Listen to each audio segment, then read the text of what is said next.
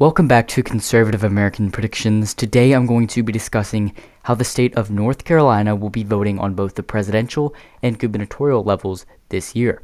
So we are almost 1 week away from this super important election, and there's still so much that could change. However, we have a general idea of where the race is headed.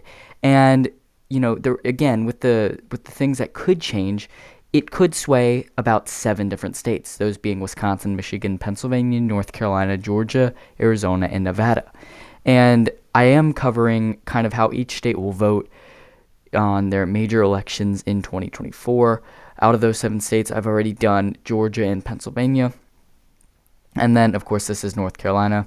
So tomorrow, it'll probably be Arizona or Wisconsin or something. But I hope you do enjoy this video. Comment down below what your predictions are for North Carolina, and if you see it, going to Trump or Harris.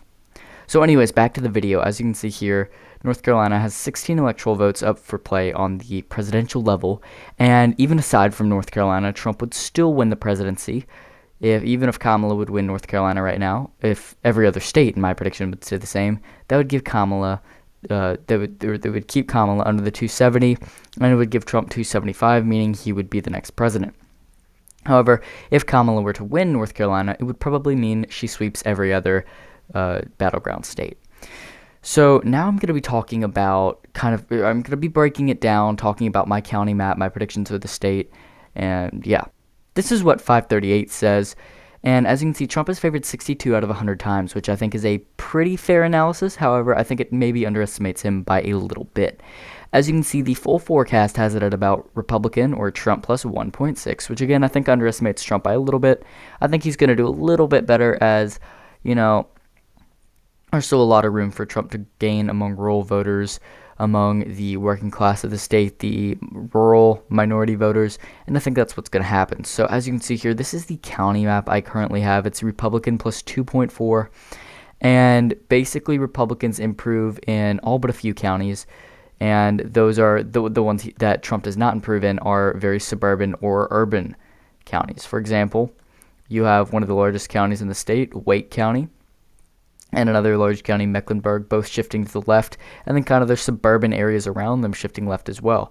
However, with the case of places like Durham and Orange County, they are very, very heavy minority populated counties and are some of the most Democratic leaning counties in the state, and I expect them to shift a little bit more to the left to this year, followed by some other suburban areas kind of in this area. And then again, another county, Carberris County, a slight shift to the left. Now, as you can see here, kind of the western part of the state, I think will take a decent shift to the right. Hurricane Helene is definitely going to have an impact on this, but not in the way that, many people expected, that it would decrease turnout. From what we've seen, it hasn't been doing that much. If anything, it's actually increased turnout, I believe, according to the I forget who it was. It might have been the Secretary of State of North Carolina. Don't quote me on this, but they said that the turnout in this area was up.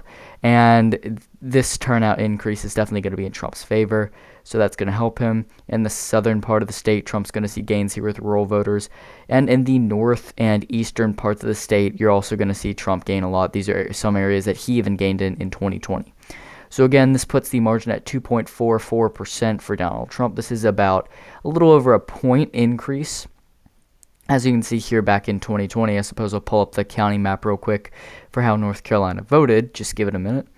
As you can see here, Trump won it by 1.3%, and this was the county map. Not a whole lot of difference.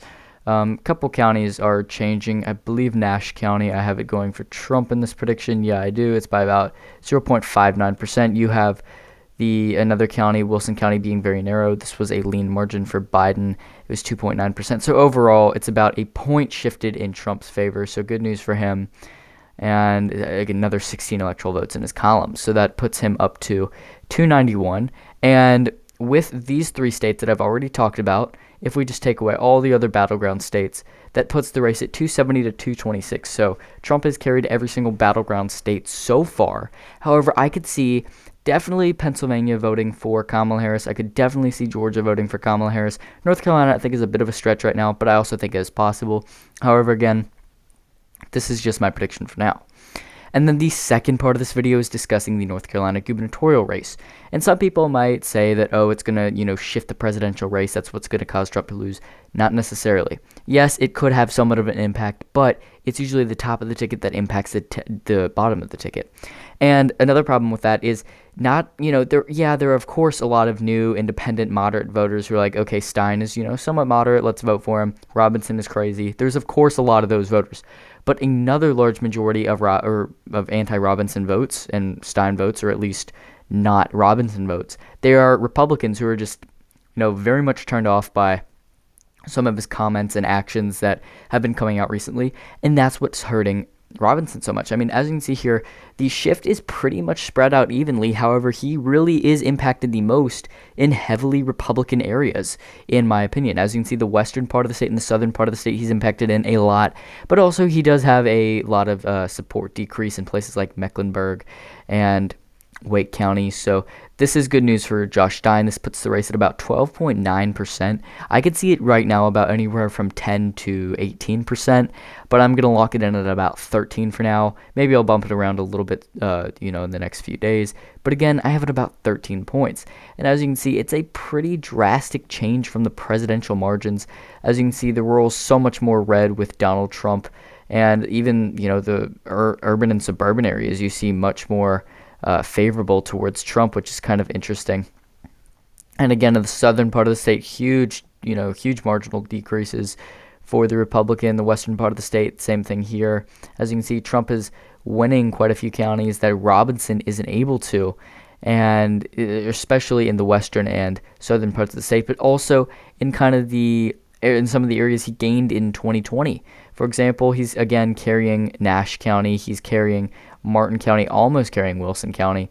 Robinson is losing all of those by pretty solid margins. Nash by 14.5, Wilson by 17.5, Martin by 4.5, which maybe even is a little low. I could see that being a little bit more. But, overall, he's doing very, very poorly in a lot of these counties, and that's what's going to give Josh Stein a pretty solid win of about 12.9%. So again, this is just how I see the state of North Carolina voting right now. Sure, things could change. It could be a lot different by the time Election Day rolls around, and I probably will be shifting around margins a little bit in some of these key states. But again, just how I see the state voting right now. So I hope you did enjoy this video. Comment down below, again, where, like I said earlier, where your predictions stand for the state of North Carolina and just overall the presidential race. So thank you for watching, and I'll see you guys next time.